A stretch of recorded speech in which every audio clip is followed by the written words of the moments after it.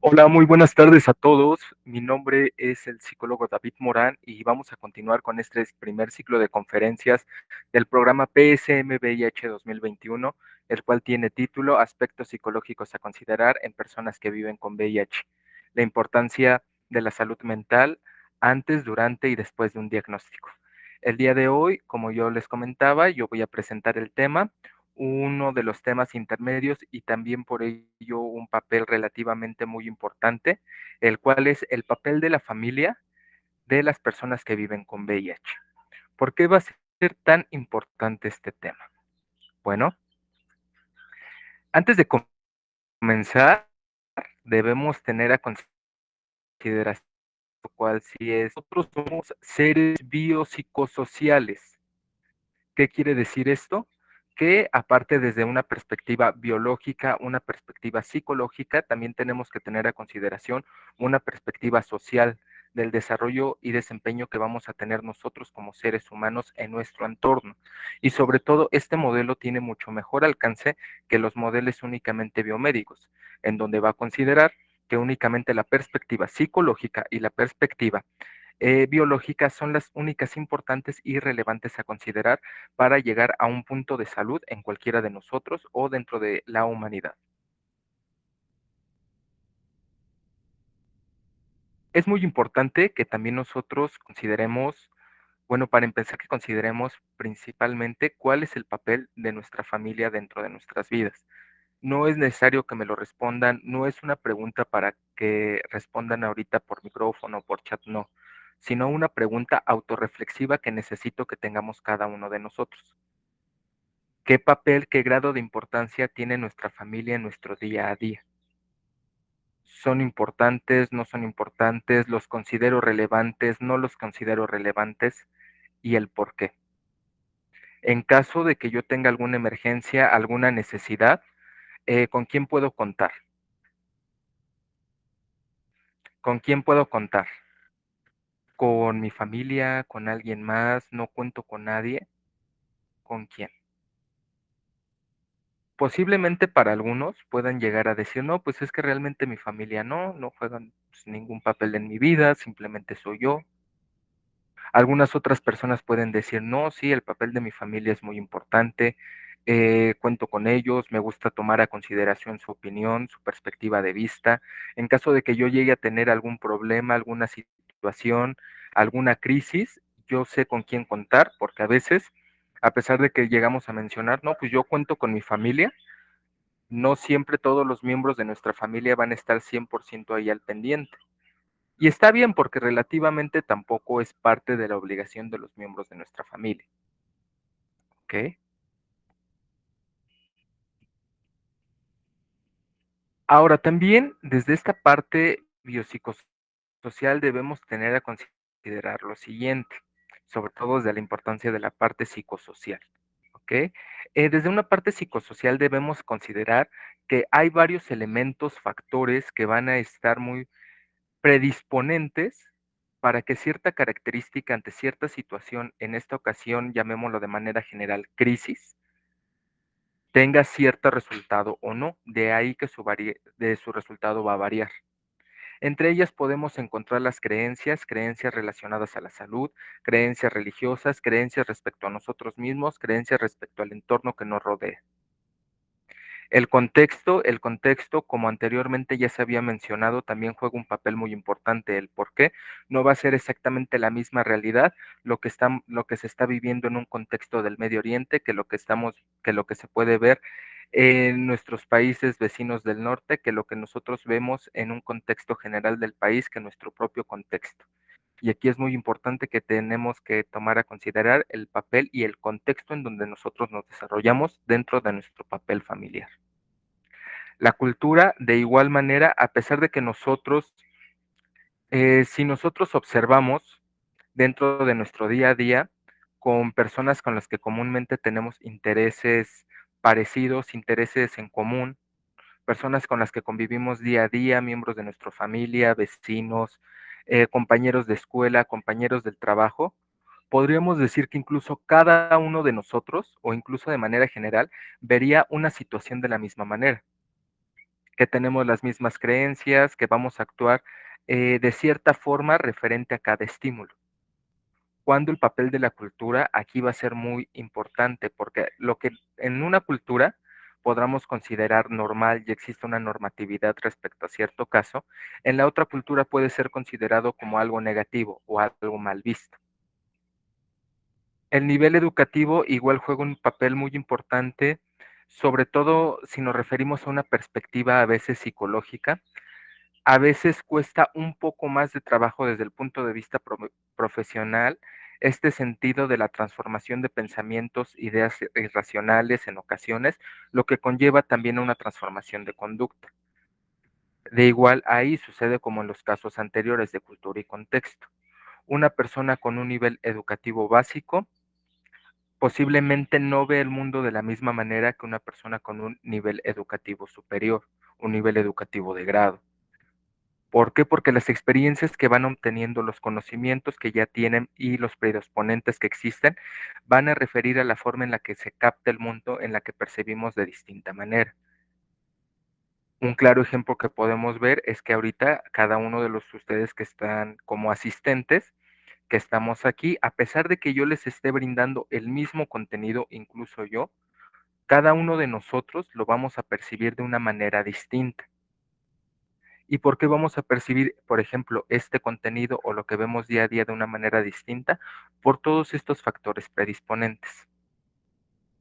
Ahora, también las redes sociales de apoyo van a jugar un papel muy importante. Aquí quiero hacer una aclaración. Cuando nos vamos a referir de redes sociales de apoyo, no quiero que lo primero que se nos venga a la mente, por favor, sean nuestras redes sociales que actualmente conocemos. Facebook, Instagram, Twitter, TikTok actualmente, e incluso YouTube. No. Esas las debemos hacer aprender a hacer una diferencia. Una cosa son redes sociales de apoyo y otra cosa son redes sociales de Internet. Estas redes sociales de apoyo es con quién podemos contar, quién me puede apoyar.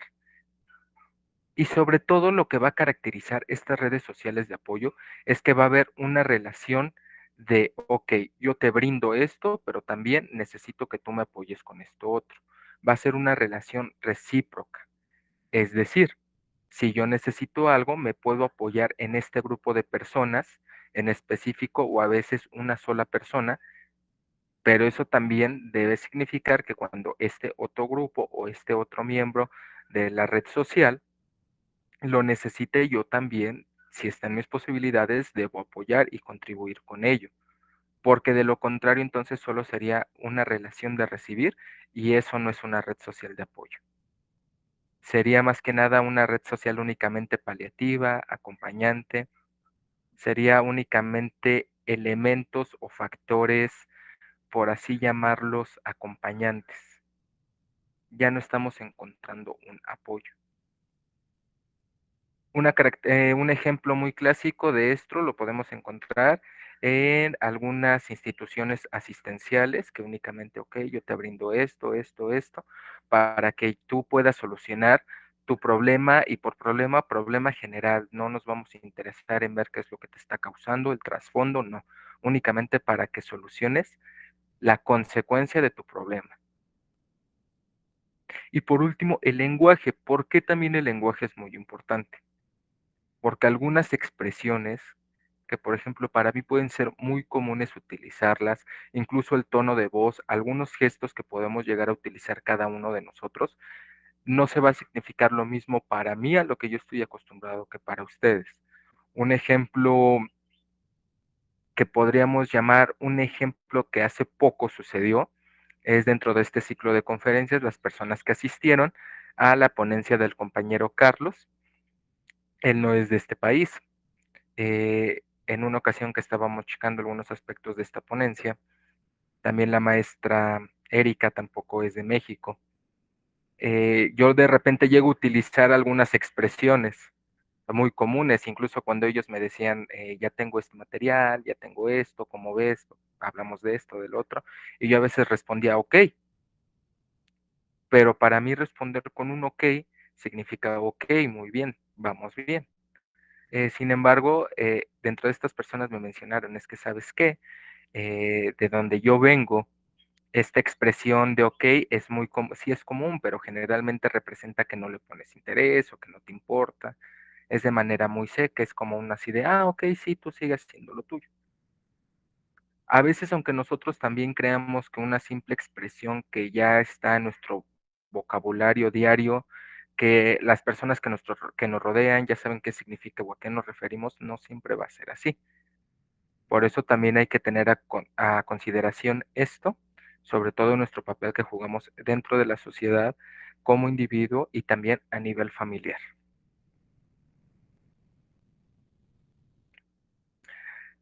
Para continuar, quiero hablar un poquito de la evolución histórica de la perspectiva social del VIH.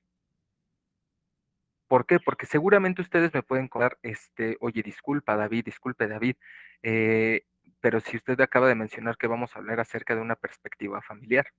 Es cierto, pero también debemos considerar que la familia es la célula social básica, donde principalmente nosotros vamos, desde pequeños aprendemos el comportamiento y la forma de cómo interrelacionarnos con un grupo de personas. Es por ello que posiblemente hemos escuchado, es muy común escucharlo, la educación proviene de casa. Eso es muy cierto, porque generalmente los aprendizajes básicos durante las primeras etapas de la infancia temprana y la infancia intermedia van a provenir de ese sistema familiar de donde nosotros nos estamos desarrollando. Incluso nuevamente realizando esta pregunta retórica, esta pregunta autorreflexiva. ¿Cuánto de lo que soy yo ahora es gracias a todos esos valores, sistemas de creencias, modo de educación que me brindó mi familia? ¿Cuántos de esa forma en la que me comporto de cierta manera, la forma en la que respondo ante cierta situación? Y a veces no es necesario que mamá, papá, abuelo, abuela, tío o el tutor que hayamos tenido en ese entonces nos haya enseñado, ok, cuando sucede esto vas a reaccionar de tal forma, y si te pasa esto, tienes que hablar de esto, de esto. No, generalmente nosotros aprendemos todo esto por medio de un aprendizaje, observando. Si nosotros observábamos a mamá o a papá que, ok, debemos responder de manera, llamémoslo de manera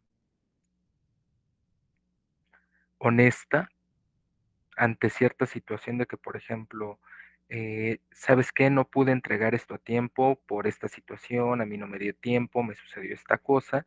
Nosotros con el tiempo aprendemos que también hay que responder con honestidad ante ciertas situaciones. Por el contrario, si vemos que mamá, papá o cualquier otro tutor, la forma en que responden a cierta situación es evadiéndola, existe un alto grado de probabilidad de que nosotros lo aprendamos y posteriormente repliquemos este tipo de conductas. Es por ello que también para comprender un poquito más a fondo esto de cómo va a funcionar el rol de la familia, debemos de ver un poquito más a fondo el rol de la sociedad en general desde una perspectiva social y en torno al tema del VIH. ¿Ok? Recuerden que ante cualquier comentario, pregunta, duda que vayan teniendo, váyanme levantando la manita o váyanlo escribiendo en la cajita de chat y posteriormente yo los voy leyendo. Iniciamos este viaje histórico, esta perspectiva social de la vista social del VIH. Iniciamos en la década de los 80. No sé quién es de aquí, si hay alguna persona que haya nacido o haya crecido en esta década. ¿Qué sucede en la década de los 80 respecto al tema del VIH? Bueno, generalmente al inicio de esta década, alrededor del año 1981, comienzan a aparecer algunos casos, algunos reportes médicos en clínicas locales sobre una nueva enfermedad. Se desconoce qué tipo de enfermedad es, pero tiene una característica muy importante.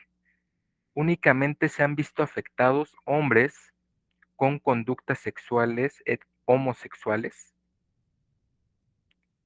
desde una perspectiva, lo podríamos ver ahí luego, únicamente ataca cierto grado de la población.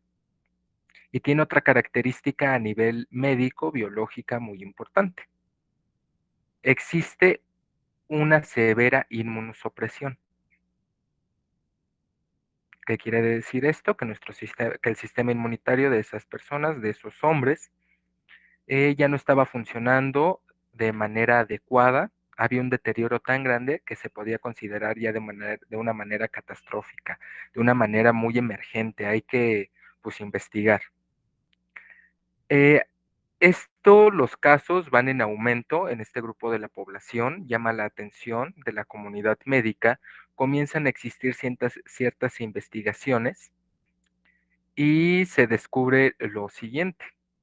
Esta nueva enfermedad ataca al sistema inmune y se ha visto que únicamente ataca a la población de hombres con conductas homosexuales.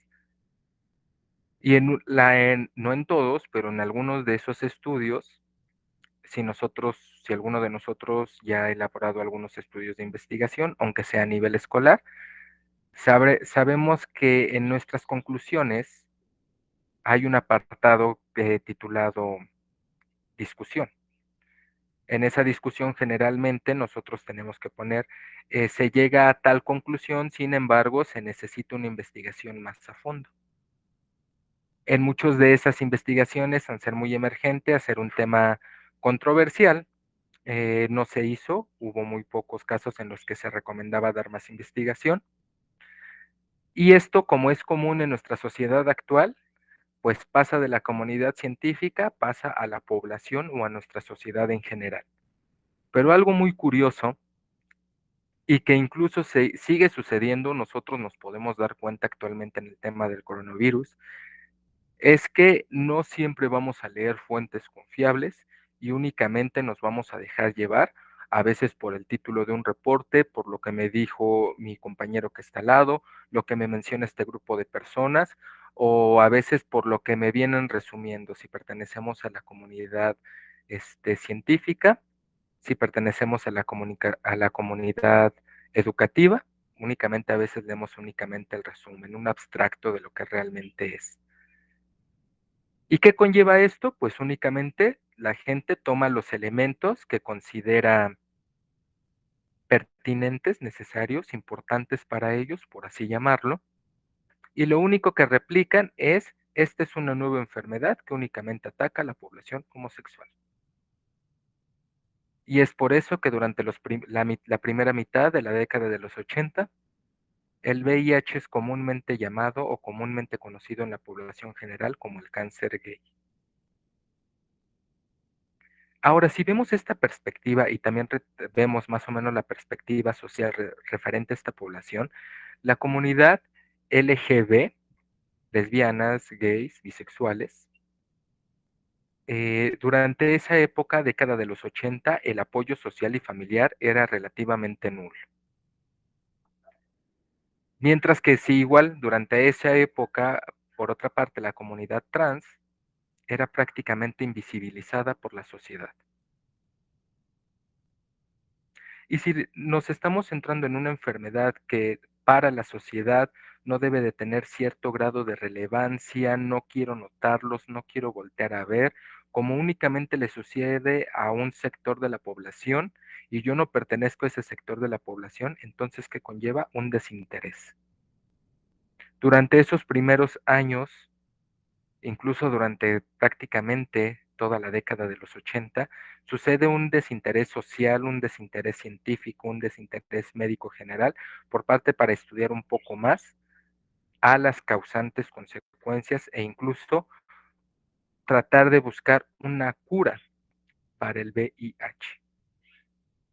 Ahí ya nos estamos dando un poquito de cuenta cómo el papel de la sociedad tiene un gran peso, ¿ok? Sucedía algo muy importante también durante esta época. La mayoría de centros hospitalarios, les digo, posiblemente algunas cosas se les haga comunes con lo que vimos ahorita con la pandemia de COVID. La mayoría de hospitales y clínicas de esa época comienzan a convertirse en algunas clínicas e instituciones para atención únicamente a pacientes con VIH. Sin embargo, esta atención a los pacientes con VIH ni siquiera era para un trato con dignidad, era simplemente para que tuvieran un lugar donde pasar sus últimos días. Porque al existir una falta de tratamiento, una falta de atención, casi el 100%, si no es que alrededor del 97.5% o 0.8, no recuerdo exactamente el porcentaje, de los casos con VIH de esa década pasaban a convertirse o a pasar a ser SIDA. Estos centros y clínicas asistenciales únicamente, como les mencionaba, buscaban que estos pacientes pues pasaran sus últimos días en un lugar relativamente o planeado que tuvieran un trato digno, pero no siempre fue así. ¿Por qué? Por la ignorancia nuevamente. Y la mayoría de los pacientes se encontraba en casos de abandono y en muy pocos casos, durante las épocas finales, si se podía contactar a la familia, sucedía lo que vemos en la imagen, un despido, un arrepentimiento, un discúlpame porque no pude estar ahí cuando me necesitabas, un te perdono, un espero que me perdones, etcétera. Durante la segunda mitad de esta década comienza nuevamente se retoma la investigación, dicen, ok, esto no es algo que va a parar, se sigue replicando, entonces, ¿qué hay que hacer? Comienzan a desarrollarse algunos fármacos, los primeros tratamientos, muy, a mí me gusta llamarlos muy prehistóricos. ¿Por qué? Porque la mayoría de esos tratamientos, como sucedió en los primeros tratamientos en contra del cáncer, pues eran muchísimo más invasivos. Y en un sistema inmunitario debilitado, pues en vez de tratar de apoyar al paciente, pues lo que realizaban era adelantar su proceso de muerte.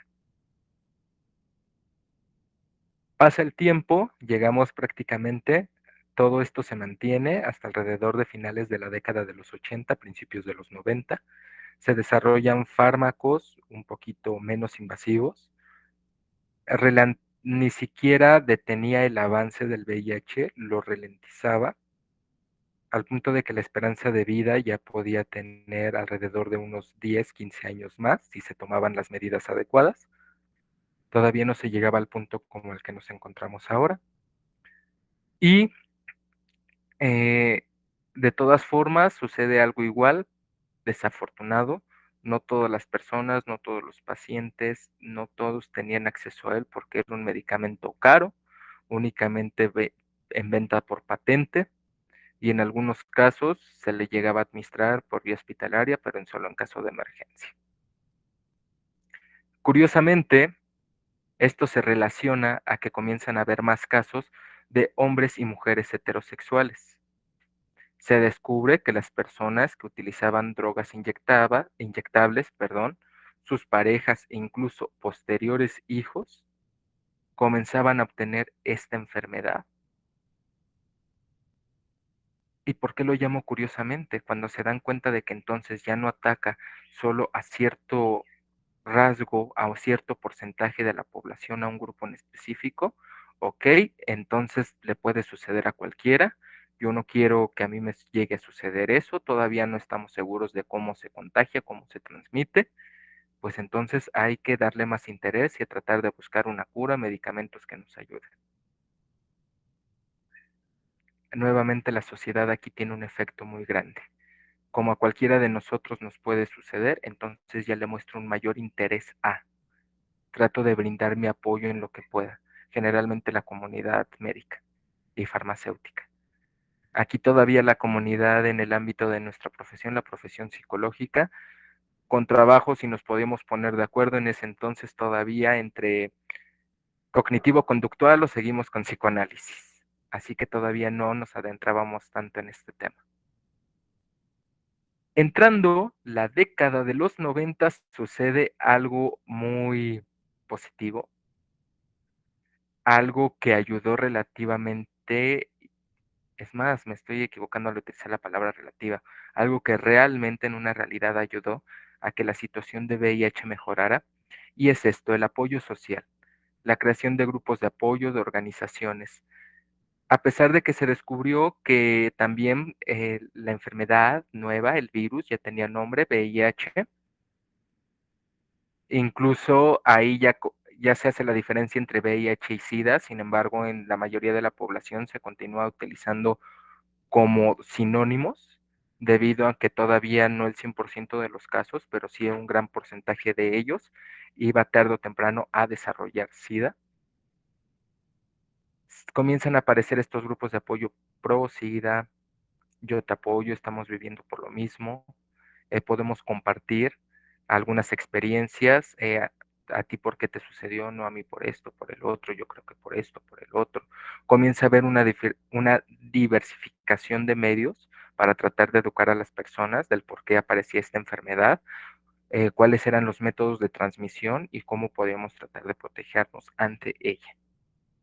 Como les decía, a pesar de que otros factores o otros sectores de la población se descubrió que tenían el mismo porcentaje de riesgo a poseerla, que se las transmitieran. Todavía el mayor porcentaje, como se ha mantenido en la actualidad, de pacientes o personas que viven con VIH es la población de hombres con, que mantienen relaciones sexoafectivas con otros hombres. ¿Ok? Entonces comienzan estas asociaciones, a veces llamadas voluntariados, a veces llamadas activismo, que qué es lo que comienzan a decir, ok, ¿sabes qué? Ni yo, ni tú, ni tú, ni nosotros, ni ninguno de nosotros queremos morir, somos seres humanos, merecemos que nos presten atención y como seres humanos merecemos acceso a un tratamiento que esté al alcance de nuestras manos. De no haber sido por esta unión social, estos grupos de apoyo, este activismo, estas manifestaciones, el tema del VIH se hubiera trazado alrededor de otra década, si no es que mucho más tiempo. Si nos vamos un poquito más a la actualidad, ya hablando de época actual, nos podemos dar cuenta de lo siguiente. El tema del VIH eh, actualmente ya no debería ser considerado como un tabú. Tenemos la cantidad de información necesaria. Tenemos muchos medios de comunicación, muchos medios como el Internet, nuestros sistemas, nuestros teléfonos, computadoras, cualquier medio electrónico con una conexión a Internet nos permite obtener esta información. Actualmente los tratamientos hacen que el VIH sea controlado hasta una fase o etapa llamada como indetectable, intransmisible, que significa que la carga viral se encuentra tan controlada, tan disminuida, por así llamarla, que ya no es posible que esta persona pueda transmitirla a otra. Incluso en algunos exámenes, test, pruebas, se deja de aparecer resultados en los que generalmente aparecería como positivo A. Al contrario, es como si estas personas, estas poblaciones, nunca hubieran adquirido el virus. Sin embargo, eso no significa que deban de abandonar el tratamiento. El tratamiento debe de continuar de manera periódica, tal como lo indiquen los médicos. Sin embargo, a pesar de estos avances, nos damos cuenta de algo muy curioso. Los estigmas, ideas irracionales, la educación, medios de comunicación, sociedad en general, continuó replicando todas las ideas erróneas, continuó transmitiendo todo lo negativo generación tras generación, al punto en el que actualmente hay muchas personas que continúan teniendo estigmas y tabús respecto al tema del VIH. Se siguen escuchando frases como seguramente tú te lo buscaste, fue por tu culpa. Si es hombre, generalmente, es que seguramente es homosexual, seguramente utiliza drogas, seguramente es una persona promiscua, etcétera. Seguimos encontrándonos con esto. Ven como la sociedad poco a poco, y es más, poco a poco, es como una bola de nieve, efecto bola de nieve, con una pequeña frase se va transmitiendo y se va haciendo un efecto mayor, mayor, mayor a nivel social, que todavía perdura después de más de 30 años de que se originó esta pandemia del VIH. Como sucede esta evolución de la percepción en torno de la enfermedad respecto a la sociedad, ya sabemos que no únicamente a los hombres homosexuales, sino a cualquier sector de la población corre el mismo porcentaje de riesgo, es entonces que nos comenzamos a dar cuenta cómo reaccionaría principalmente yo ante cierto diagnóstico. Y a veces ni siquiera pensamos en nosotros mismos. pensamos en torno a cómo va a reaccionar la sociedad, las personas que nos rodean. ¿Cómo se lo voy a comentar a tal persona? A mí no me gustaría decírselo a mi familia, no me gustaría comentárselo a mi pareja, qué voy a hacer, qué van a decir, qué van a pensar respecto a mí. Tengo miedo, por seguramente van a comenzar a pensar de esta forma, de esta otra, y ahí comenzamos con nuestras rumiaciones, con nuestra irracionalidad. Nosotros comenzamos a creer, a pensar, a imaginarnos aspectos, situaciones, escenarios que de lo que no estamos seguros. ¿Y esto por qué? Alimentado por aprendizajes sociales, aprendizajes culturales que tuvimos previamente. Posiblemente nos podamos encontrar con la persona, el paciente, usuario, como nosotros gustemos llamarlo, siempre y cuando tomemos en cuenta que somos seres humanos todos, se le otorga un diagnóstico positivo. Y en ocasiones podemos escuchar frases como, es que yo no quiero comentárselo a mis padres, no, porque es que no quiero poner triste a mi mamá, posiblemente va a llorar, no quiero que le afecte a ella.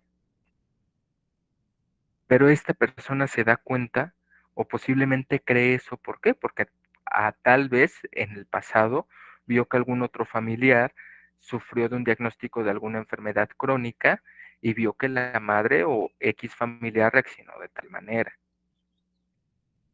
O posiblemente por frases que nos encontramos en las pláticas familiares.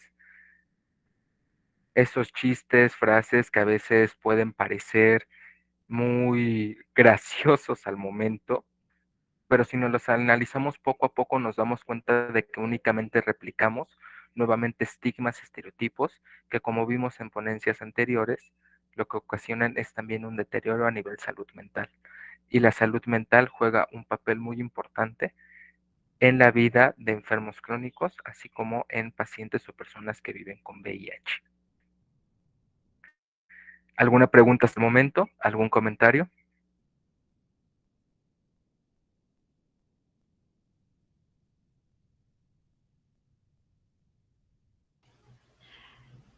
Yo, profesor, es que no puedo levantar la mano, No, no hay problema, Ana María.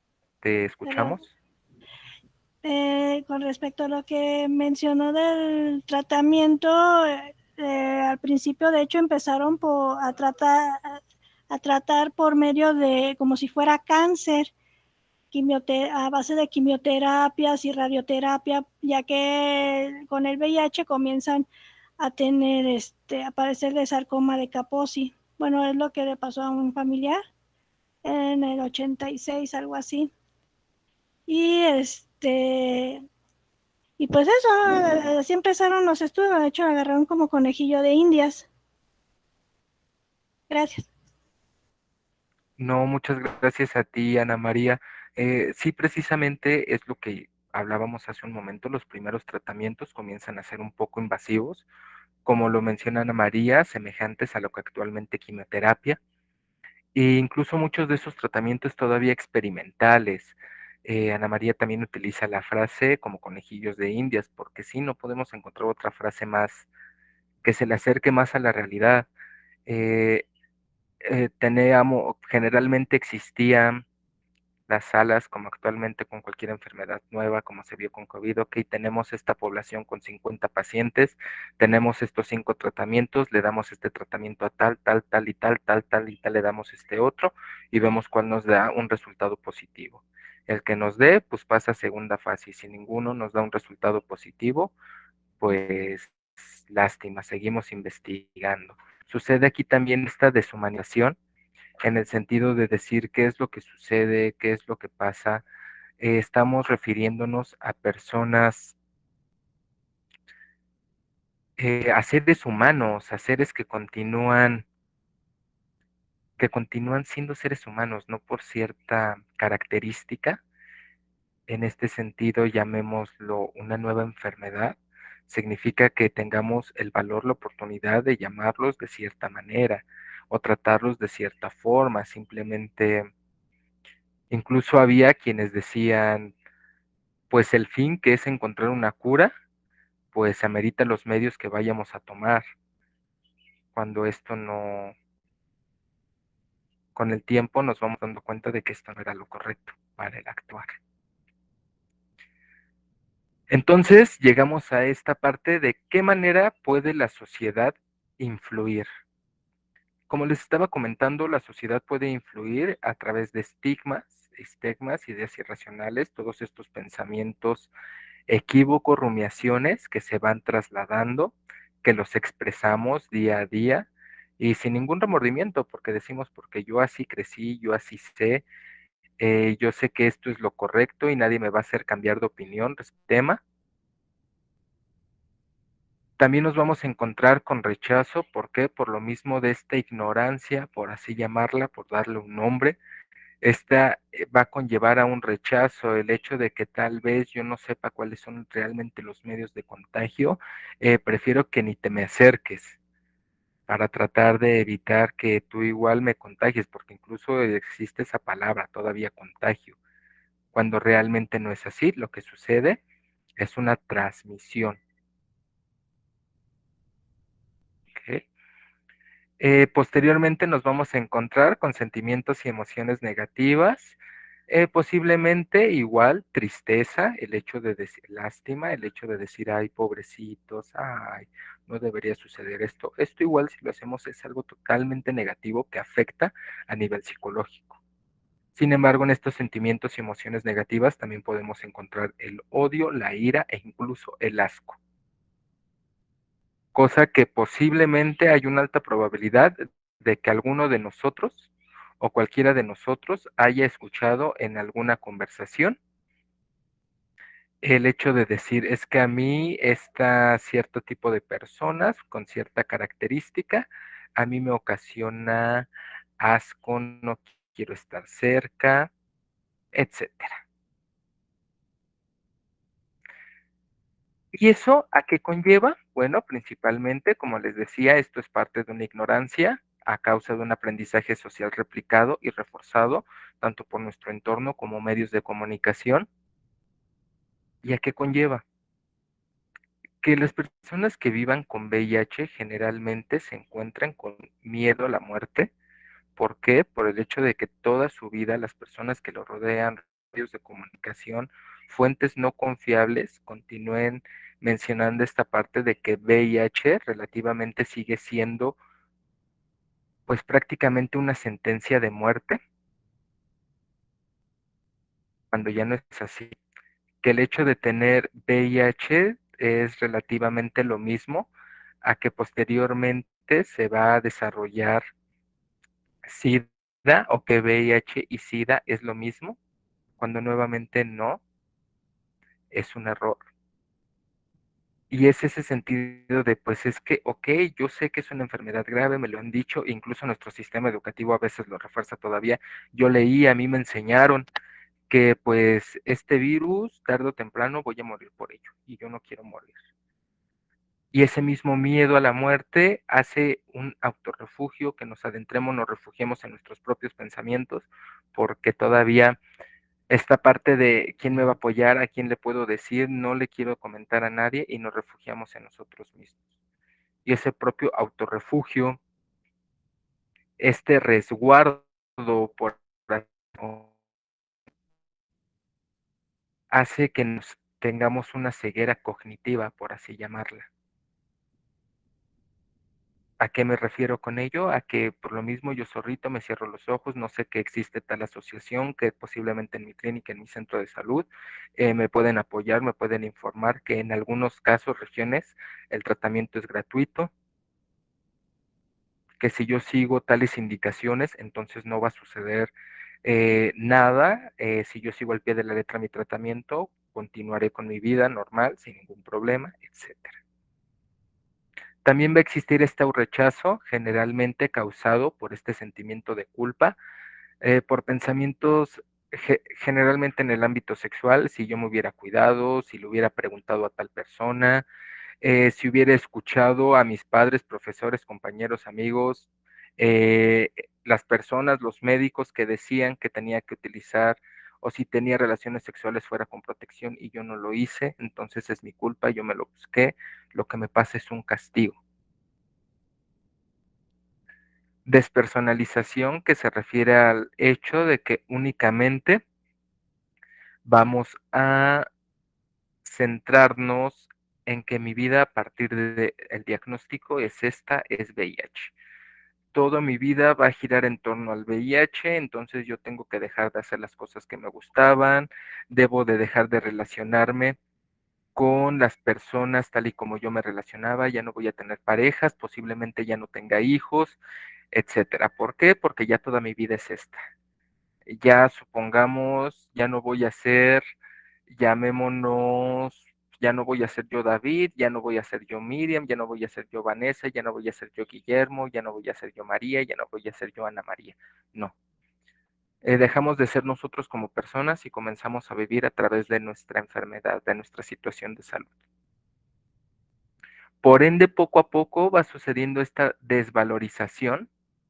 Si combinamos culpa, ideas irracionales, este miedo, el hecho de que ya únicamente estoy pensando o ya únicamente voy a vivir, ya no tengo actividades recreativas, me autorrefugio en mí mismo y continúo escuchando estas ideas irracionales, estas culpas, estas burlas, estos juicios sociales que se llegan a dar comúnmente, conlleva la desvalorización y decir entonces, ok, yo no valgo, entonces ¿para qué lucho por mi vida? Entonces voy a dejarme caer porque posiblemente si es un castigo y yo me lo busqué y es lo que me merezco. Y ahí es cuando aparece el deseo a la muerte. Y se da en cierto porcentaje de personas que viven con VIH, generalmente cuando se les da un abandono al tratamiento, eh, se pasa, se le llama, se le pide que asista nuevamente a la clínica. Si llega a asistir a la clínica, a la institución, si llega a asistir, se le traslada a el área comúnmente de medicina general y después se le pasa a psicología para ver qué está pasando. Y es ahí cuando nos damos cuenta de todo este aspecto, gama de situaciones que han pasado, vivido anteriormente, y aparece ese deseo a la muerte. Y por más que a veces se trabaje, se trate de modificar pensamientos desde una perspectiva psicológica, conductas, que se fomente la búsqueda de redes de apoyo, etcétera. Varios de esos pacientes, personas que viven con VIH, abandonan totalmente el tratamiento por estas situaciones y desafortunadamente ya no los volvemos a ver. Y es ahí cuando también pueden aparecer distintos trastornos psicológicos, despersonalización, baja autoestima, depresión, estrés, ansiedad generalizada, deterioro cognitivo. Y si lo combinamos toda esta situación de gama y aspectos psicológicos con también el deterioro o algunos aspectos que suceden a causa del VIH a nivel biológico, nos encontramos con incluso la aparición o la muestra de alucinaciones, algunas esquizofrenias se llegan a desarrollar si no se da el tratamiento adecuado. Sucede una desmielinización, lo sabemos, la mielina juega un rol muy importante en el cerebro. Tras esta pérdida o deterioro de mielina, pues llega a suceder pérdidas a nivel psicomotriz, que puede ir desde la aparición de afasias hasta la pérdida motriz, parcialmente o total. Y ahí poco a poco nos damos cuenta o le comenzamos a dar el valor de decir, ok, tal vez alguna frase, tal vez el hecho de que yo no apoyé, tal vez el hecho de que vi a una persona llorando y lo único que yo pude hacer es decirle échale ganas, nos damos cuenta que a la larga, o por lo menos en esta situación en específica, hablando del tema del VIH, pues puede llegar a tener desencadenantes o consecuencias muy graves.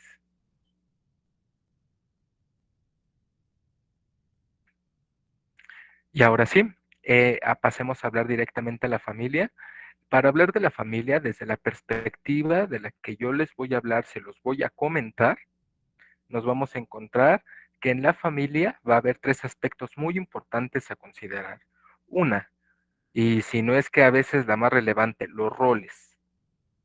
¿Qué rol juegas tu paciente, tu usuario, dentro de tu familia. Y a veces ni siquiera nosotros mismos sabemos qué rol jugamos dentro de nuestra familia. Vamos a considerar, yo soy padre, soy madre, soy esposo, soy hija, soy proveedor, no soy proveedor, soy trabajador, no soy trabajador, apoyo, no apoyo, soy positivo para mi familia, soy negativo para mi familia. ¿Cuál es mi rol? ¿Cuál es mi papel dentro de la familia? ¿Soy el que siempre apoya? ¿Soy el que los hace enojar? ¿Soy el que los hace reír? ¿Cuál es el papel que yo juego dentro de este círculo social? Ya que poco a poco vamos desmembrando, vamos analizando cuál es el rol que nosotros tenemos, ok, y cuál es el rol que juega, no sé, mi esposa, mi pareja, mis hijos, mi madre, mi padre, y en el caso de Latinoamérica, México específicamente, nuestra familia pues es una familia extensa, generalmente todos los modelos de familia es familia extensa, que también vive madre, primos, nietos, primos, sobrinos, todos viven dentro del mismo hogar. ¿Qué rol juega cada uno de ellos? Cada uno de nosotros jugamos un rol dentro de nuestra familia, dentro de la sociedad. Y si llega a suceder algo, si nosotros dejamos de dar esa función de rol, entonces va a afectar al sistema. Desde una perspectiva sistemática, todos, me gustaría resumirlo hablándolo en palabras, en términos generales. Eh, incluso nosotros, la familia, la sociedad, todos los aspectos de nuestra vida funcionamos como un sistema. En caso de que una sola parte o pieza de ese sistema comience a fallar o comience a tener algún problema o alguna situación que le impida cumplir su función, entonces el sistema comienza a fallar y a desmoronarse. ¿Qué quiere decir esto? Que si dentro de nuestra familia, veamos aquí para comprenderlo poco a poco, analicemos si dentro de nuestra familia a cualquiera de nosotros nos llegara a suceder algo que sucedería con nuestra familia. Y es ahí la que tenemos que tener a consideración la otra parte, el último tercio, que es la estabilidad.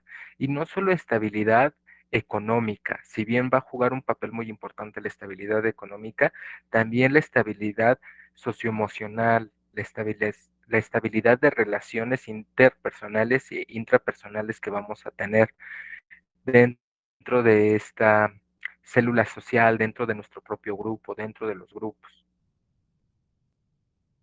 Si no hay una estabilidad, entonces, entonces aquí es donde vamos a encontrar problemas intrafamiliares, posiblemente violencia, posiblemente falta de oportunidades, falta de dinero, falta de apoyo. Es por ello que estas tres partes van a jugar un rol o un eje muy importante cuando vamos a hablar de familia. Hay más, hay muchísimos más. Pero dentro de esta postura van a jugar los más importantes. Roles, el sistema y la estabilidad. Para la familia también debemos considerar lo siguiente dentro de las familias, principalmente, reitero el tema de familias, de personas que viven con VIH. Algo que va a influir mucho es el sistema de creencias, porque el sistema de creencias va a incidir demasiado en si se muestra apoyo o no a la persona que está viviendo con VIH. Si el sistema de creencias es adecuado, se conoce sobre el tema, se sabe por lo menos de manera general cuáles son los métodos de transmisión, cuál es el tratamiento adecuado, qué hay que hacer, qué no hay que hacer, de manera general. Si ese sistema de creencias es positivo, entonces va a haber altas posibilidades de que la familia apoye al paciente, a la persona que vive con VIH. Por el contrario, si es negativo, si se tiene estas rumiaciones, irracionalidades, si existe esta ignorancia respecto al tema, entonces no va a haber apoyo y fuera de que no haya apoyo, puede suceder y existen casos y se continúan dando de abandono de la familia a los pacientes. Ya que reconocemos este sistema de creencias, lo identificamos, vimos, ok, no, su sistema de creencias posiblemente no es 100% óptimo, pero tiene algunas áreas de oportunidad en las que podemos trabajar para que funcione mejor, vamos a modificar algunos aspectos. Pero el sistema de creencias y modificarlas y tratar de implantar nuevas, una no es fácil, porque como les dije, la cultura, sociedad, contexto, las décadas y generaciones con las que se ha bebido y creído de un tema o estilo de vida que se ha llevado hasta el momento, modificarlo, cambiarlo, el sistema de creencias no es fácil, y si no se lleva de manera adecuada, no se logra, y aunque lo llevemos de manera adecuada, a veces no nos da resultados del 100%. Aparte de que no juega, pues no es el papel protagónico aquí, ya que va a compartir ese rol, esa importancia con otros aspectos, como es el caso de las herramientas de afrontamiento. ¿Con qué herramientas va a contar la familia? ¿Con qué herramientas cuenta el paciente, la persona que vive con VIH? Tiene una buena toma de decisiones, si no, sabe cómo, tiene buenas habilidades sociales, si no, por qué las tiene, por qué no las tiene, qué le hace falta, qué necesita. Si no hay buenas herramientas de afrontamiento, desafortunadamente, aunque su sistema de creencias sea positivo, en este caso en específico, eh, con pocas o nulas herramientas de afrontamiento, pues el sistema, la estabilidad de la familia se va a desmoronar. Que porque posiblemente mamá, papá, la pareja, las personas que los rodean, que nos rodean, se sueltan en llanto, se desmoronan, resguardan sus sentimientos. Nuevamente vienen estos pensamientos de es que yo no me puedo mostrar débil, frágil, porque yo estoy apoyando a tal. Si la herramienta de afrontamiento es la evasión, pues entonces mejor ni te toco el tema, hasta ahí lo dejamos, no te pregunto, tampoco te ataco, pero no quiero saber. Nuevamente el rol juega un papel muy importante. ¿Por qué? No va a ser la misma reacción de la familia si la persona que dice que vive con VIH es un hijo, a que nos lo diga la pareja, a que nos lo diga alguno de nuestros padres, un hermano. Dependiendo del rol que va a tener cada uno o que tiene las personas que viven con VIH dentro de su familia, la reacción va a ser totalmente distinta. Y por ende, la reacción de cada uno de los miembros de ese sistema, de esa familia, también va a ser diferente por el rol que cada uno tiene. Suponiendo que en uno de esos casos la persona que vive con VIH es el proveedor de la familia, el proveedor de la casa, y entonces por X o Y situación, supongamos que no hubo un diagnóstico a tiempo, existe un deterioro, ella se está controlando, pero ahorita tiene que guardar reposo, no puede trabajar. Entonces tiene que haber una modificación en roles. Posiblemente la pareja, uno de los hijos, los padres, alguien dentro del hogar tiene que modificar su rol y decir, ok, tú ya no puedes ser el proveedor, entonces otro u otros se convierten en los proveedores. Existe una reestructuración de roles. A lo mejor en el caso de que se trate de un padre o madre, generalmente decir, ok, mis padres, mi madre, mi padre estaban ahí, me apoyaron económicamente, emocionalmente, y ahora me corresponde a mí hacerlo.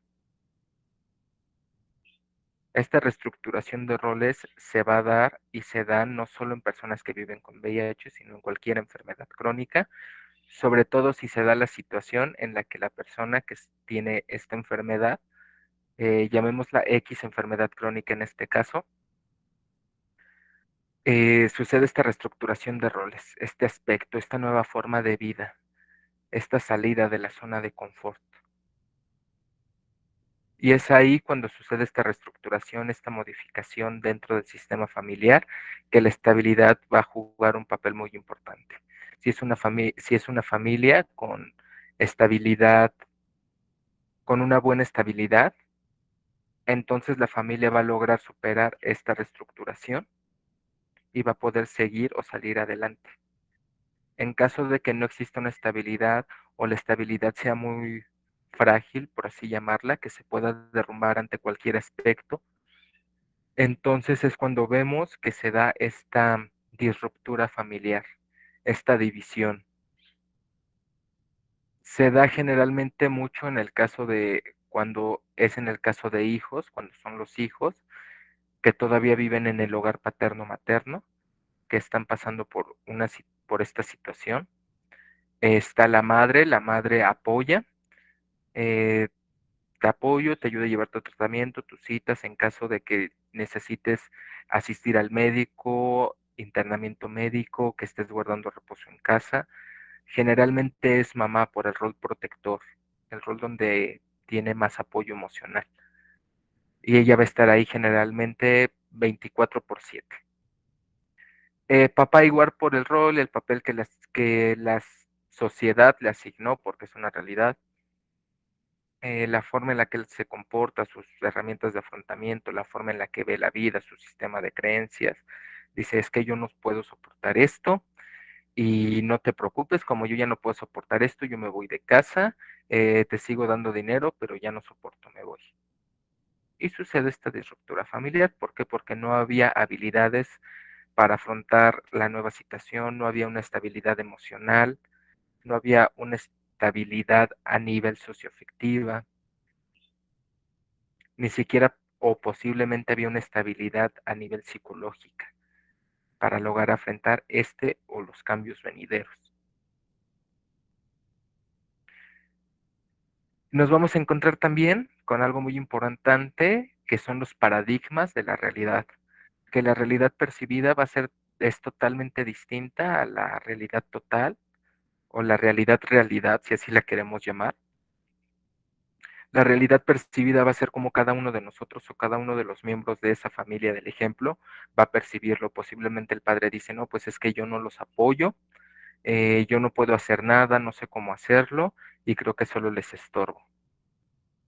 En este ejemplo anterior, la mamá su realidad lo pudo ver de no, es que posiblemente yo lo descuidé y por eso él se va, pero no importa porque tengo que seguir apoyando a mi hijo, a mi hija, al resto de mis hijos, tengo que sacar adelante a mi familia. La percepción posiblemente igual de la realidad, su paradigma, su forma de ver la vida, sea de, ok, por mi culpa, entonces mi familia se está rompiendo. Si a mí no me hubiera sucedido esto, posiblemente mi familia seguiría unida y todo hubiera seguido como antes. Vemos la misma situación y una distinta visión, percepción de una realidad. Y esto también desde un punto de vista profesional debemos tomarlo a consideración, sobre todo si llegamos a trabajar con familias, en nuestros planes de intervención. Cuando se trata del trabajo con un solo individuo, pues podemos decir, ok, él cree esto, piensa esto, y lo influyen los pensamientos de X y persona de cierta situación, pero ok, podemos trabajar. Pero entonces nos afrontamos con el trabajo de familia, donde van a ser distintos individuos que forman un mismo sistema, que afrontan una misma situación, pero entonces ya no solo tengo que modificar un solo tipo de pensamientos, tengo que analizar y realizar una evaluación más profunda para poder dar un diagnóstico o para poder dar incluso una intervención, un tratamiento que se adecue mucho mejor a la situación a la que están atravesando.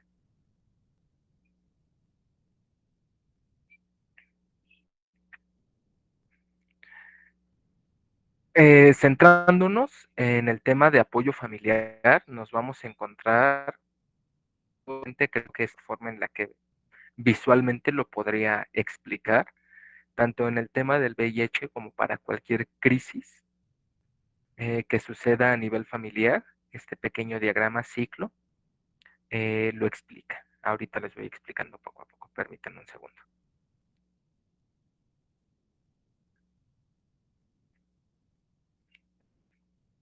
Nos encontramos que supongamos que tenemos a nuestra familia. Pongamos el ejemplo de una familia, no sé. Ok, vamos a hacer esto un poquito más interactivo. No, Veamos. Déjenme ver quién está. Miriam Galo. No sé si puedes prender tu micrófono o escribirnos por la cajita de chat, por favor. ¿Cuántos miembros quieres que tenga la familia de este ejemplo que vamos a utilizar?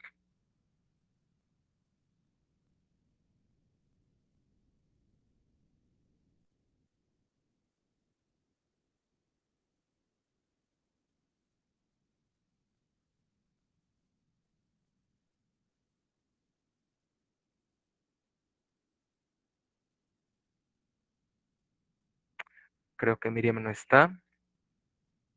O alguien que me quiera decir cuántos miembros quieren que tenga esta familia que vamos a utilizar para el ejemplo. 5. 5. María Guadalupe nos indica. Guillermo, veo que levantaste la manita. Guillermo, ok. ¿Qué miembro de la familia? 5 también. Pero igual, Guillermo, no sé si me puedes decir qué miembro de la familia sea el que vive con VIH. Mamá, papá, hijo, pareja, abuelo, abuela. Tú dime, ¿qué miembro de la familia?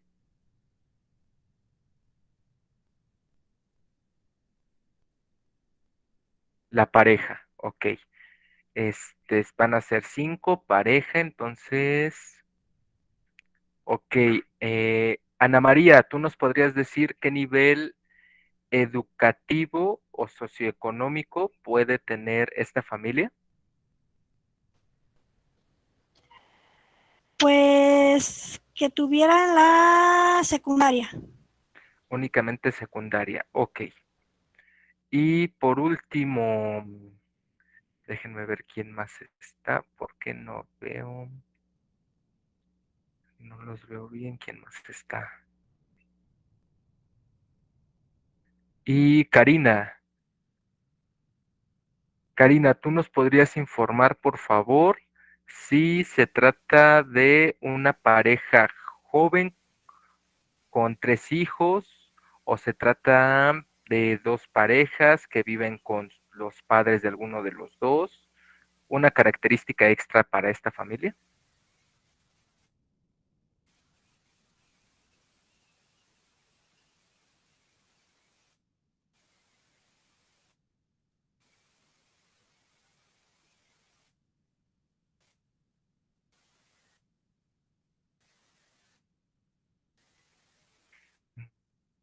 Veo que tienes activado tu micrófono, Karina, pero no te escuchamos.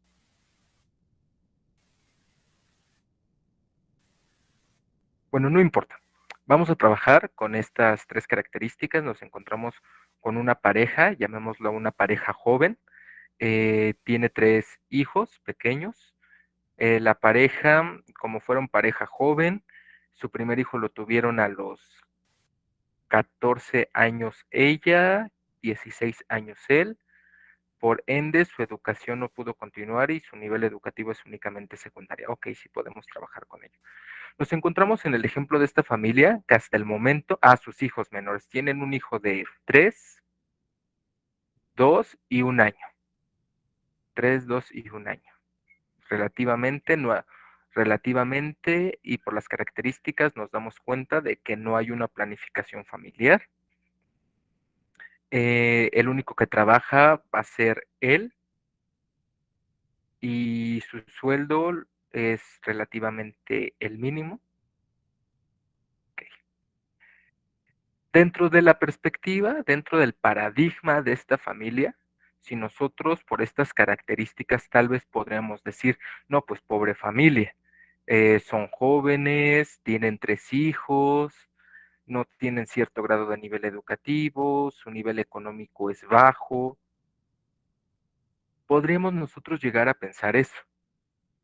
Sin embargo, nos vamos a encontrar de que en el paradigma, en la visión, en la cosmovisión que van a tener esta familia en específico, al momento de preguntarles, ellos posiblemente digan, no, pues nosotros estamos viviendo bien, porque su realidad o la forma en la como ellos están percibiendo la realidad es una percepción positiva, mientras para ellos no les suceda ningún problema, ellos están bien. Su estabilidad se basa principalmente en la unión de pareja de ambos,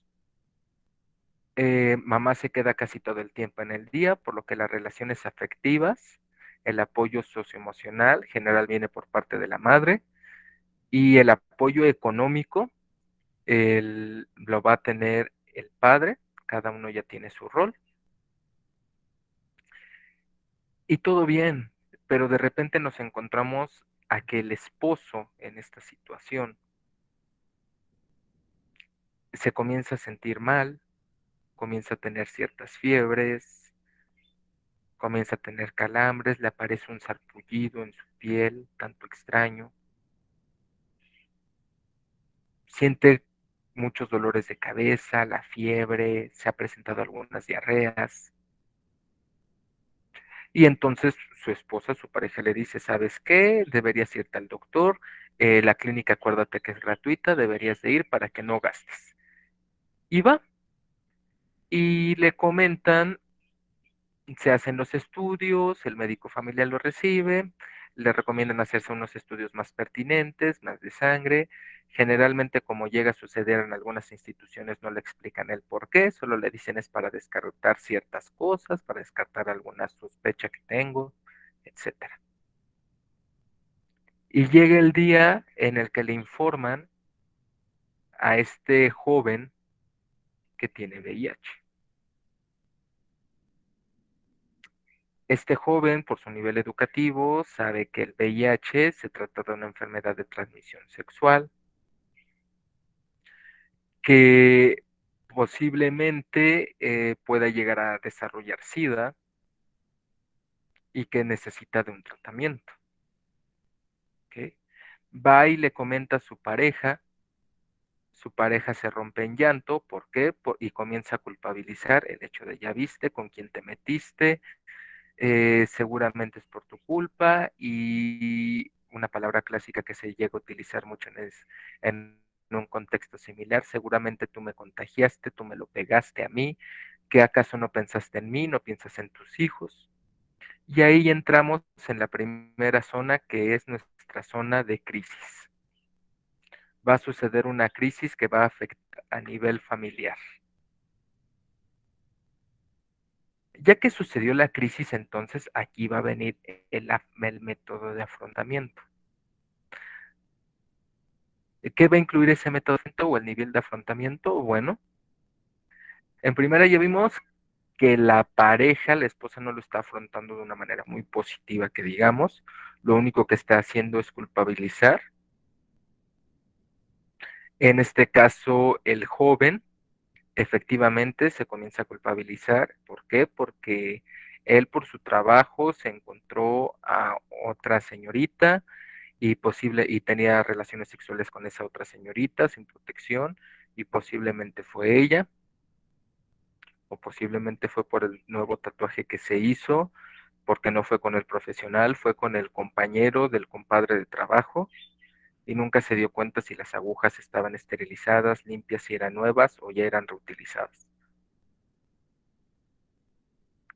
A nivel familiar, el afrontamiento va a implicar no solo cómo el paciente o la persona que está viviendo con VIH va a afrontar su nueva realidad, sino de qué manera los otros miembros de la familia van a apoyar este afrontamiento y cómo ellos mismos lo van a afrontar a un cambio, porque generalmente es lo que llega a afectar el sistema familiar, el miedo al cambio, al qué va a suceder ahora.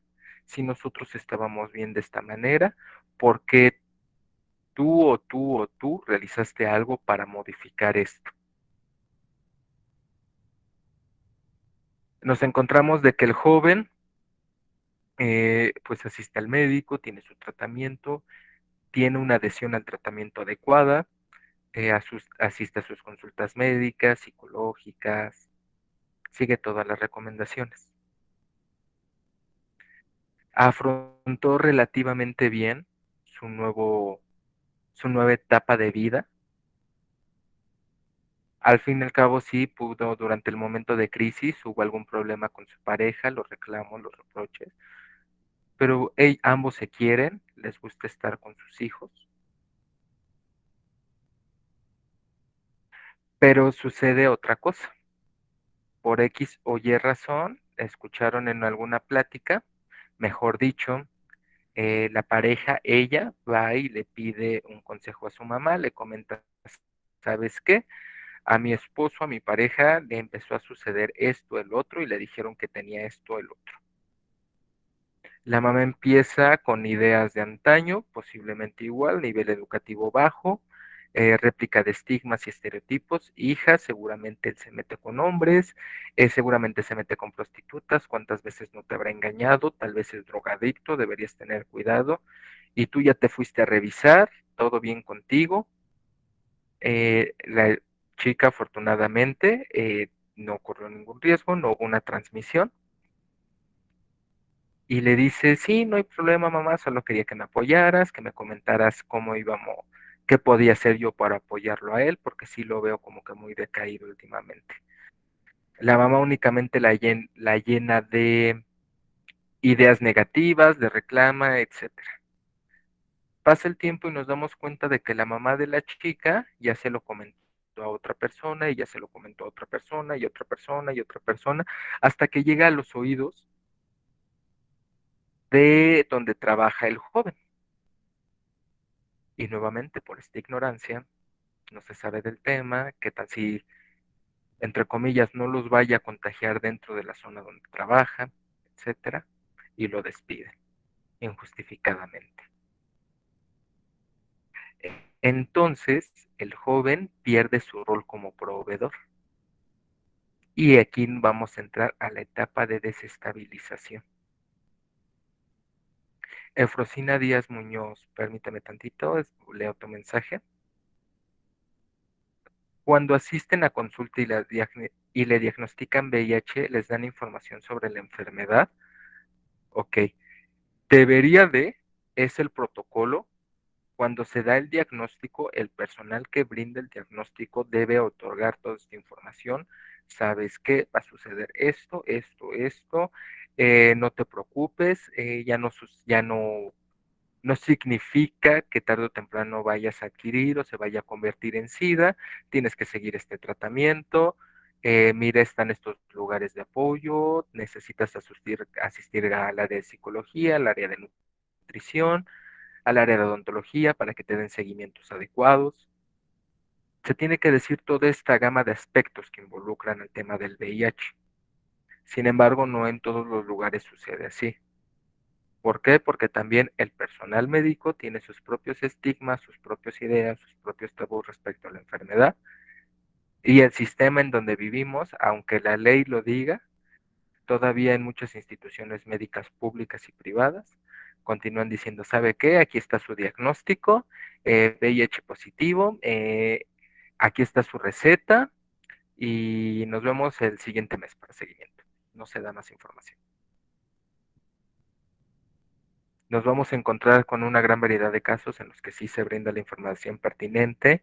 Hay muchos profesionales que aman tanto su profesión que dicen, ok, yo voy a continuar, yo le informo, le doy seguimiento. Todavía antes de despedirse alguna duda, pregunta respecto al tema. Y hay otros que definitivamente no, son cortantes. Estudios tiene esto, medicina, nos vemos, el que sigue. En un mundo perfecto debería brindarse toda esta información.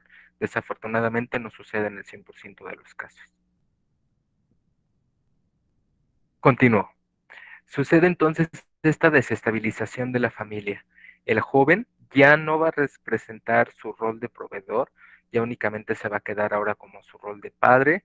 Va a depender mucho de sus habilidades de afrontamiento, si quiere obtener el rol de enfermo o no, pero va a suceder esta desestabilización. Aquí entonces la pareja tiene que reestructurar su forma de ver la vida en el sistema familiar. Va a aparecer esta reestructuración. Ok, mi esposo, y aquí va a haber de dos opciones. Ok, mi esposo, me espero a que mi esposo se pueda encontrar otro trabajo, o yo reestructuro mi realidad y en lo que él encuentra otro trabajo, ¿sabes qué? Tú quédate por el momento con los niños. A mí me comentaron aquí, no sé, mi hermana, mi tía, mi cuñada, mi suegra, tu mamá, no sé, Mi vecina me comentó que acá me pueden contratar. Yo voy y me contrato. Esta etapa de reestructuración va a ser muy peculiar, va a ser muy curiosa, porque si no se da una reestructuración adecuada o existe una negación para que se dé esta reestructuración por parte de cualquier miembro de la familia, entonces nos quedamos estancados en esta fase. En caso de que todos los miembros de la familia, o por lo menos los miembros de la familia involucrados y o dispuestos a involucrarse, estén dispuestos a esta reestructuración, la acepten, la asimilen y se vaya dando el proceso, entonces ya podemos pasar a la fase de apoyo. Dentro de esta fase de apoyo se da lo que le estaba mencionando, ¿sabes qué? Yo te apoyo. Eh, ¿Te acuerdas qué día te toca tu consulta? Sí, me toca tal día. Ok, ¿quieres que te acompañe? No, no te preocupes, no hay problema. En el caso de este ejemplo en particular, viven juntos, posiblemente coman juntos. ¿Cómo te sentiste hoy? ¿Todo bien? Sí, todo bien. ¿Quieres hablar del tema?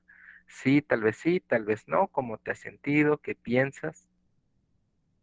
Todas estas señales de apoyo que a veces nos podemos encontrar dentro de la familia se van a dar hasta después de que la reestructuración se dé de una manera adecuada. Como les decía, si una reestructuración en este punto no se da o se estancan, el apoyo nunca se va a mostrar. O si se llega a dar, no se da de una manera adecuada, bien dirigida, o a veces la persona a la que creemos que estamos apoyando no lo percibe de esa manera. Y nos quedamos en esta parte de apoyo hasta que nuevamente se dé una nueva crisis que conlleva un nuevo afrontamiento que va a dar una desestabilización, reestructuración, apoyo hasta la siguiente crisis. Las crisis como seres humanos es una cuestión a la que estamos tal vez predisponentes a pasar. Todos tenemos que atravesar por diferentes crisis a lo largo de nuestra vida y dependiendo de una serie de habilidades, funciones que cada uno de nosotros tenga, esa red de apoyo, esa estabilidad, ese rol, ideas, educación, estigmatización, va a depender la aparición del apoyo. Y seguramente están diciendo, pero David, ¿por qué te la pasas repitiendo apoyo, apoyo, apoyo, apoyo? ¿Por qué importa tanto el apoyo? Bueno, estudios han demostrado que cuando hay apoyo por parte de la familia, en el caso del 79% de personas que viven con VIH y tienen apoyo de su familia, van a tener una adhesión correcta al tratamiento. Por el contrario, quienes sufren o les hace falta ese apoyo, se encuentran en situación de abandono a nivel familiar, solo el 23.2% de estas personas van a tener esta adhesión al tratamiento. Es decir, mientras más apoyo, más porcentaje de posibilidad de adhesión al tratamiento y en caso de nulo apoyo o inexistencia, es más factible o es más predisponente a que las personas que viven con VIH decidan no llevar a cabo su tratamiento.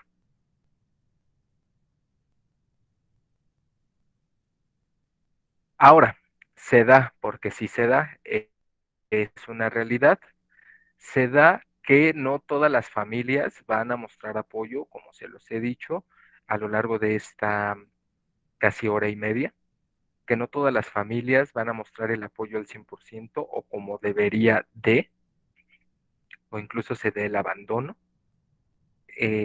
Casi siempre el abandono se da en el hecho de decir fuera de mi casa, no te queremos volver a ver, o se da un aislamiento dentro del propio hogar. ¿Cómo se da este aislamiento dentro del propio hogar? Bueno, nosotros como familia seguimos cursando nuestra vida, viviéndolo de manera adecuada, pero ya no te tomamos en cuenta.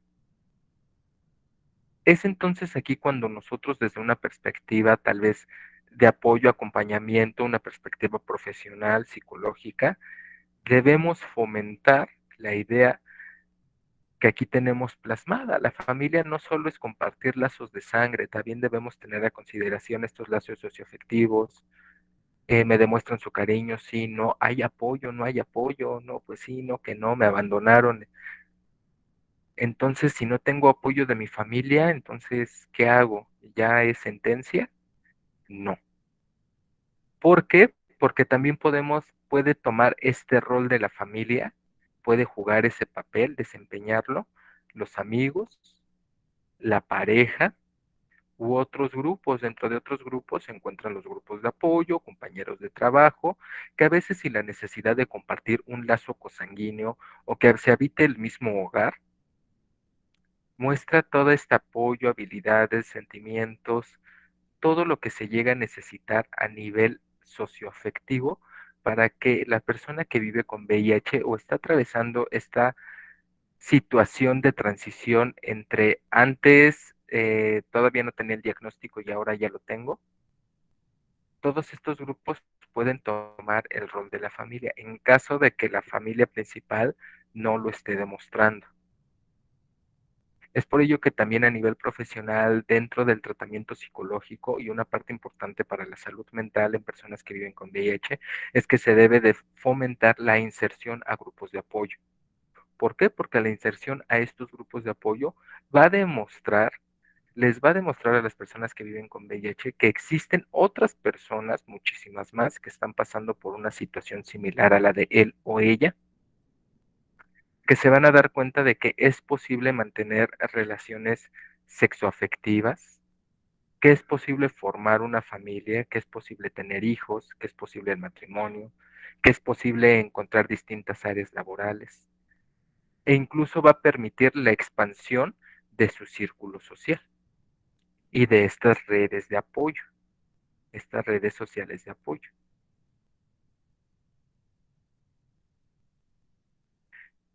Y ahora, desde el punto de vista psicológico, ¿qué debemos de hacer para el actuar, para fomentar, para trabajar con la familia?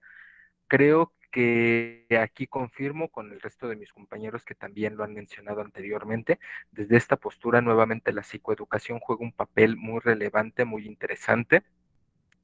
Este proceso de psicoeducación, de informar a la familia, a los grupos familiares, tal vez incluso a nivel comunitario, cuál es realmente a qué nos referimos con VIH, eh, de manera general hablar sobre el tema, con términos que sean adecuados para la población a la que estamos trabajando, para que exista una psicoeducación adecuada o de gran alcance.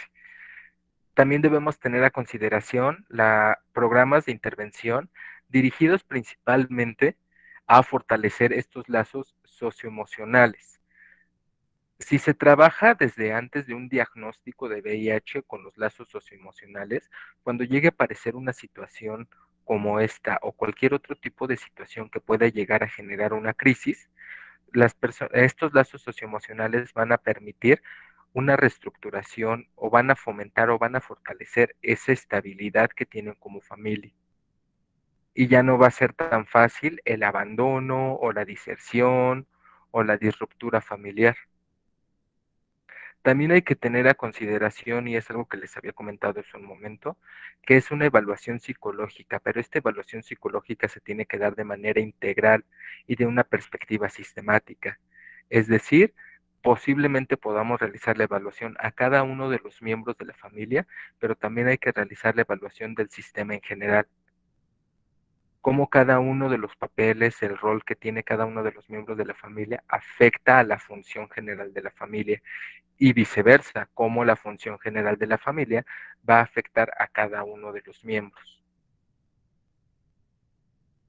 También tenemos que tener en cuenta sobre la promoción y o creación de grupos de apoyo.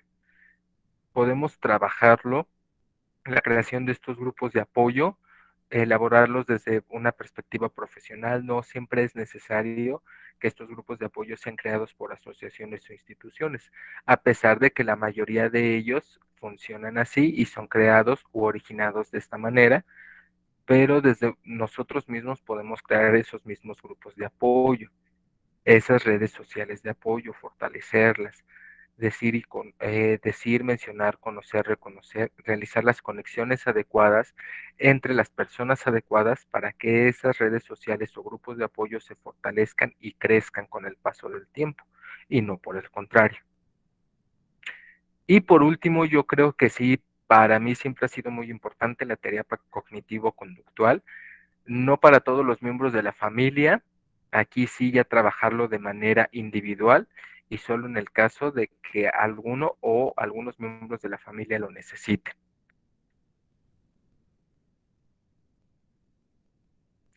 Y así es como llegamos al final, llegando a estas cosas. Como conclusión, yo solo podría mencionar lo siguiente. El papel de la sociedad tiene un peso muy grande o más grande de lo que llegamos a creer o incluso todavía con alcances desconocidos a nivel de la salud mental individual de cada uno de los individuos.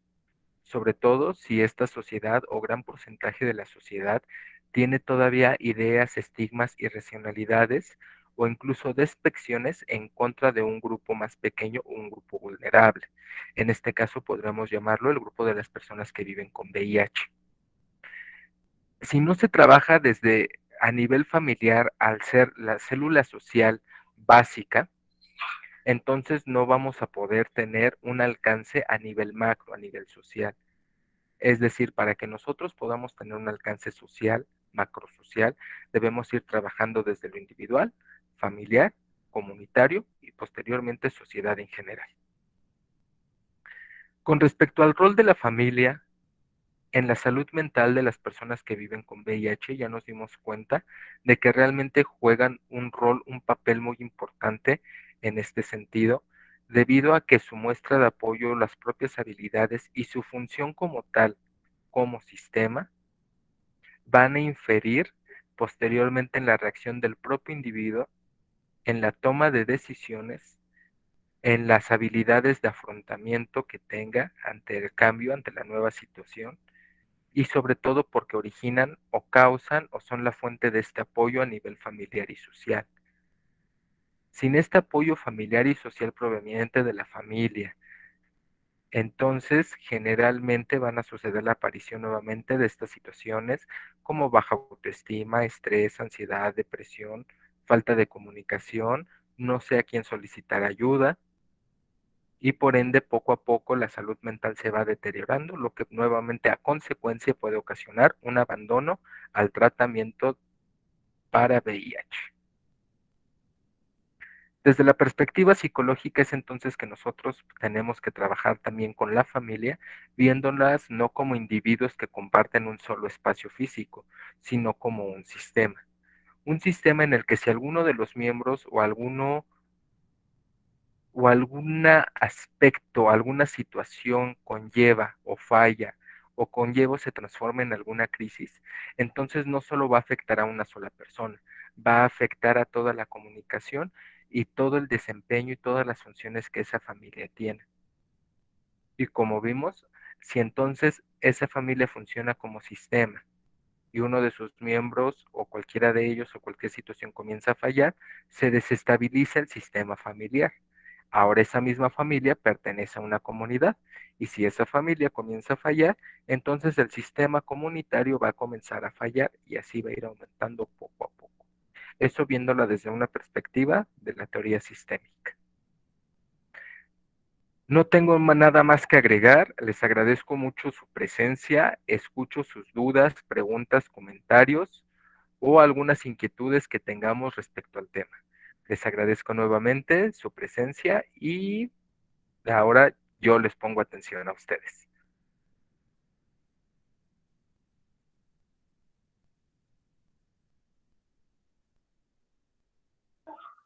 Hola, buenas tardes, noches. Como siempre no puedo perder la oportunidad de participar. Me gustan mucho las conferencias, están muy interesantes, nos están abriendo un panorama muy amplio con respecto a todo lo que conlleva.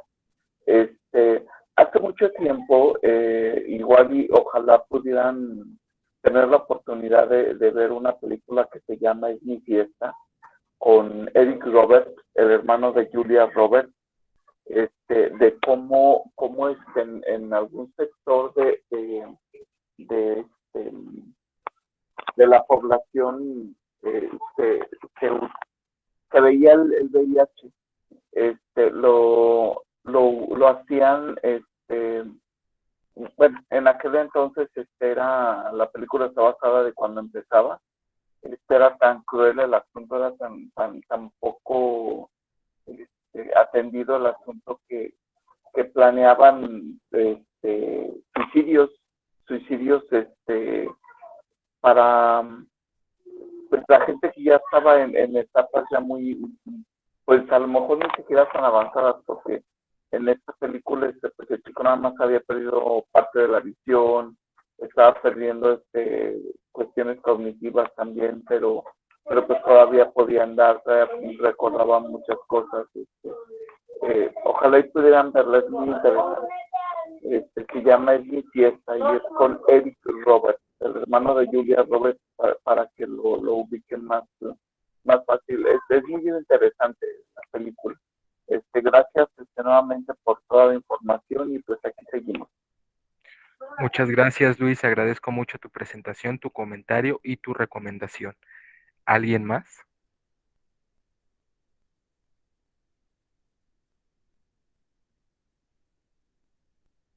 Creo que serían entonces todos los comentarios por el día de hoy.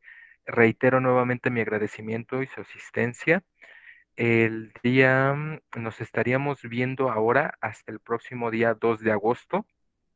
El día de mañana viernes y sábado y domingo me parece que no vamos a tener ninguna conferencia, presentación. Nos estaríamos viendo hasta el próximo día 2 de agosto en la etapa final de este ciclo de conferencias, en donde vamos a ver directamente cómo afecta de manera psicológica un diagnóstico durante la infancia, durante la edad de adulta y durante la tercera edad. Les agradezco nuevamente mucho su asistencia y que pasen excelente tarde. Hasta luego. Muchas gracias. Hasta luego.